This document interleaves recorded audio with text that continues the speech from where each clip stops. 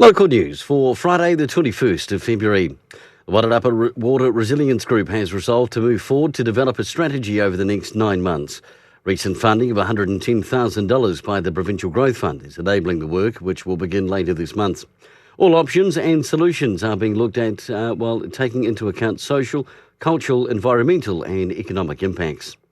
The Ngāti Kahungunu Kapahaka Regional Tournament is being held in Masterton tomorrow. 14 groups are set to perform, with the event opening at 8:30am and entry by Koha at McJarrow Park and the Trust House Netball Centre. The investigation report on the 2 January overflow incidents at the Martinborough Wastewater Treatment Plant has been made available. The report states the overflow discharges related to progressively discharging to land.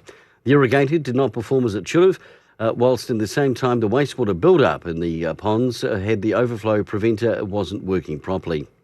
And good luck to the Southie Sail Wairarapa Kurus, who take on Wellington A tomorrow. Depleted with unavailability and injury, the young side will need to step up and will be captained by Caitlin Elliott.